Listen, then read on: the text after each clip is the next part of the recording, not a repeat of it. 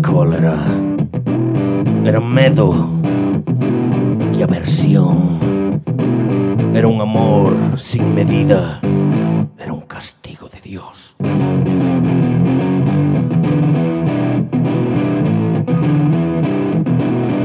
Que hai uns negros amores de índole pezoñenta que privan os espíritus, que turban as conciencias, que morden se acariñan, que cando miran queiman, que dan dores de rabia, que manchan e que afrentan.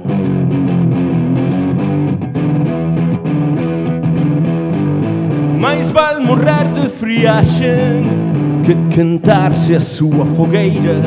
Mais val morrer de friaxe que quentarse a súa fogueira.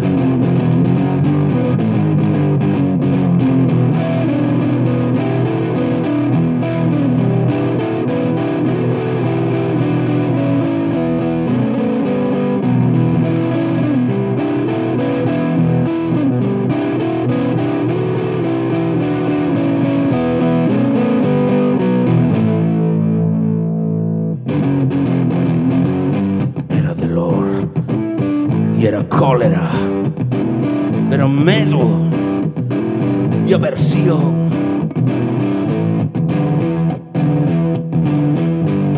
Mais val morrer de friaxe que quentarse a súa fogueira. Mais val morrer de friaxe que quentarse a súa fogueira.